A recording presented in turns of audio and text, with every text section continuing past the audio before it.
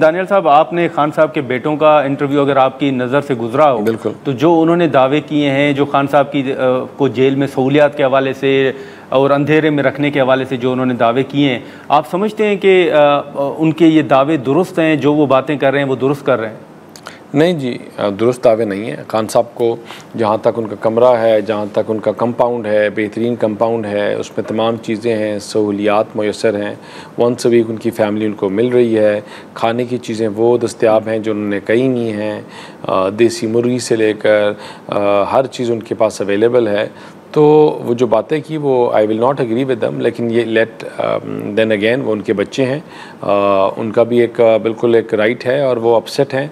तो हमारी भी कोशिश है कि हम उनकी चीज़ों को, उनकी जो चीज़ें हैं, गवर्नमेंट जो है उनको जब हम आके बोलते हैं तो उनके इन ग्रीवेंसेस को एड्रेस करने की बात करते हैं। He is been given all kind of जो सहूलियात हैं, हर चीज़ की उनके पास रसाई है। तो अब चीज़ें जो हैं, कुछ चीज़ें होती हैं वो जेल में ऐसी ही होती हैं, ये शायद उनको नहीं पता बच्चों को। लेकिन जहाँ तक बात है देखें पॉलिसी की, तो गवर्नमेंट की बड़ी क्लियर पॉलिसी है कि हम चीज़ों को हल करना चाहते हैं, लेकिन नॉट एट द कॉस्ट कि जब आप ये लोग छत के ऊपर खड़े हों तो हुकूमत को, लॉ इन्फोर्सिंग एजेंसीज़ को, शोधाओं को गालियाँ दें और फिर नीचे आके कहें आप दोस्ती कर लो।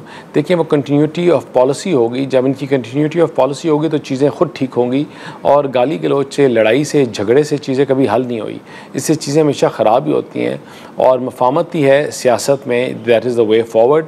तो हम यही एक्सपेक्ट करेंगे कि सैनिटी प्रिवेल करेगी और उनके वो लोग जो इमरान खान का बयानिया उठाने के लिए तैयार नहीं है, वो निगोशिएट करके चीज़ों को आगे बेहतरी की तरफ लेके जाएंगे, अपने लिए, पाकिस्तानियों के लिए और इस जमात के लिए, अपनी जमात के लिए।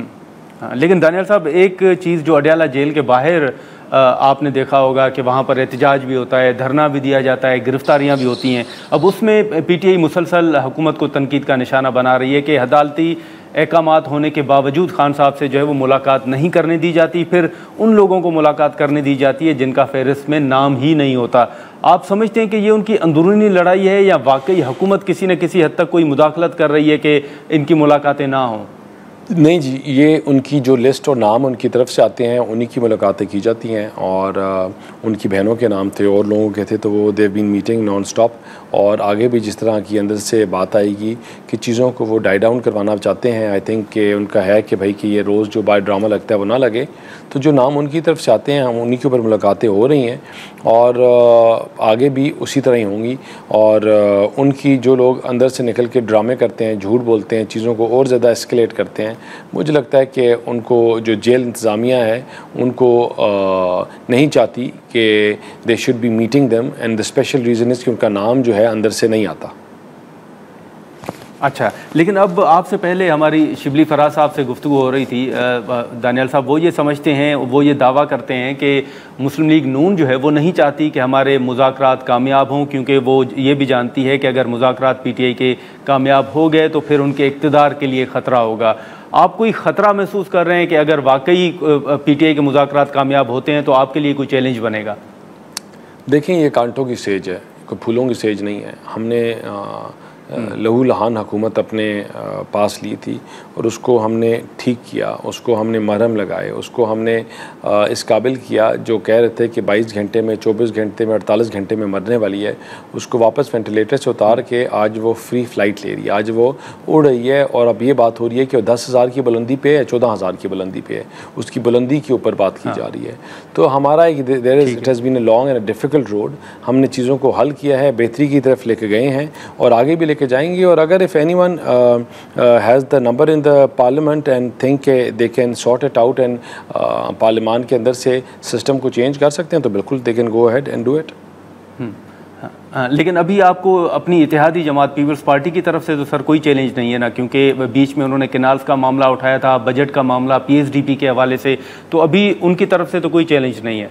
देखिए, पीपल्स पार्टी के साथ हमारे एलाय हैं, हमारे हरीफ हैं। हमने सबसे पहले उनको कहा था कि अगर आपने गवर्नमेंट बनानी है तो आप बनाएं आप, लेकिन उनको लगा कि at that time it was difficult times, no government, no party was ready to take the fall. हर किसी को पता था कि मुल्क दिवालिये की तरफ जा रहा है, बैंकरप्सी की तरफ जा रहा है और अपने घुटनों पर आ चुका है।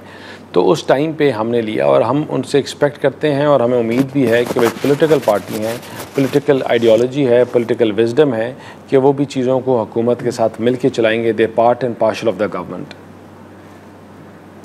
लेकिन अब आखिर में दानियाल साहब ये भी बताइएगा कि अभी जो ये पाकिस्तान और भारत के दरमियान एक सीज़ फायर है, DGMOs के दरमियान रवाबित तो हैं, राब्ते भी चल रहे हैं, लेकिन अमरीकी मुदाखलत के बावजूद और उनके सालसी के किरदार के बावजूद आपको लगता है कि मोदी के रवैये में कोई तब्दीली आई है? उस दिन जो उन्होंने खिताब किया, उन्होंने कहा कि हमने मकबूजा कश्मीर नहीं बल्कि अब अगर पाकिस्तान के साथ बात करेंगे तो आज़ाद कश्मीर पर बात करेंगे। कोई तब्दीली आपको नज़र आ रही है?